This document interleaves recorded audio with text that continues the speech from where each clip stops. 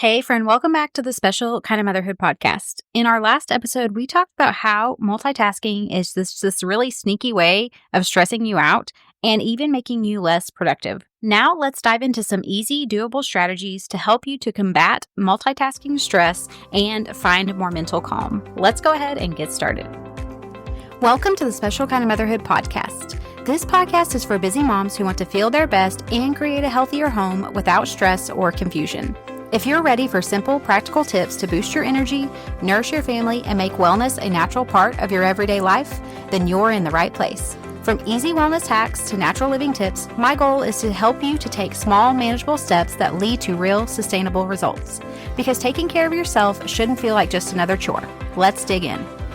Okay, so like I shared on Monday's episode, if you are just really struggling and you can relate to those stories I shared about starting with one thing, going to another, and then to another, then I think kind of like we were talking about, really reflecting on, is multitasking being beneficial for you in your life? Is it actually helping you to be productive?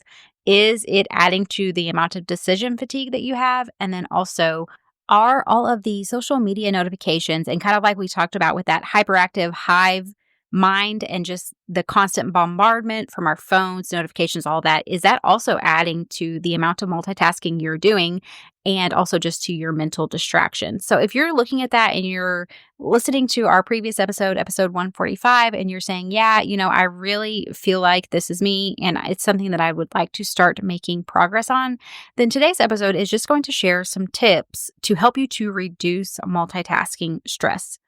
Okay, the first one, and this seems pretty simple, but honestly, it can be hard to do, especially if you're in the habit of multitasking like I have been. So it's just to choose to do a single task. And again, I know it sounds easy, but when you start to do it, you're going to realize how impossible it actually feels because you're going to catch yourself going to do other things without even noticing it. And I do think this is something that's going to take practice, and it really takes some intentionality and just being aware of what you're doing.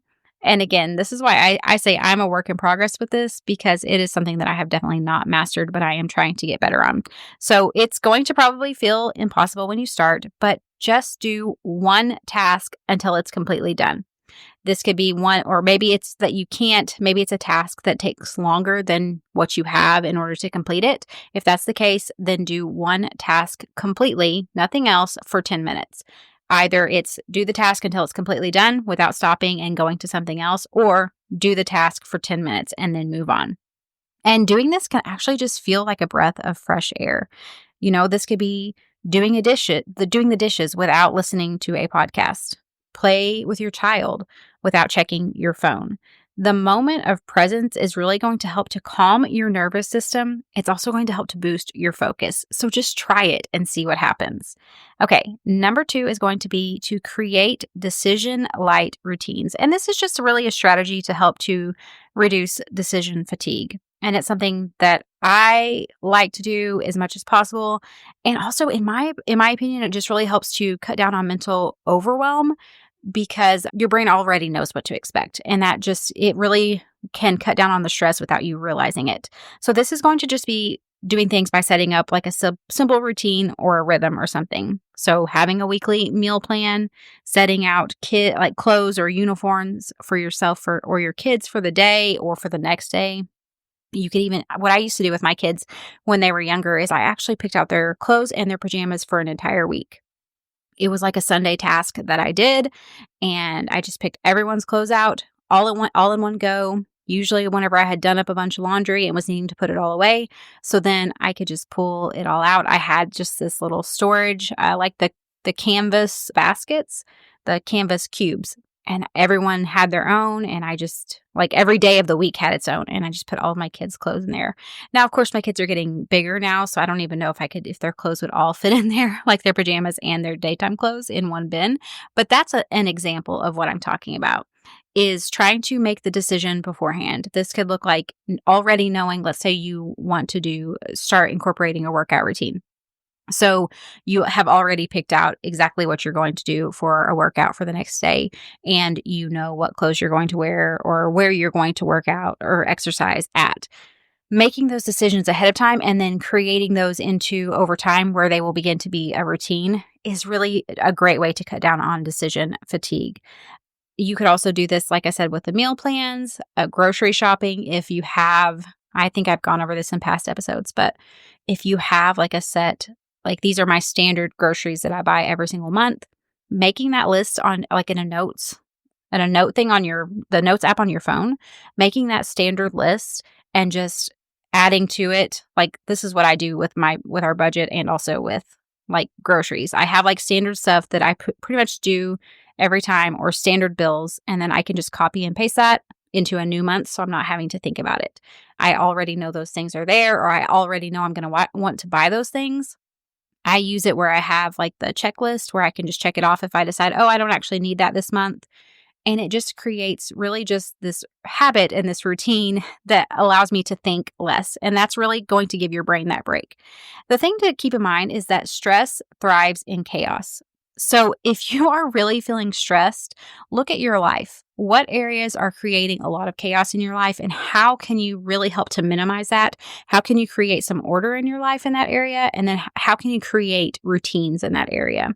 Stillness is how we're going to take back control of our life. So if we can calm down the chaos, add in some more times of just being able to be still, to be quiet, to be present, that's what's going to really help to combat that stress. Okay, so the thing to keep in mind is that you don't need to do more.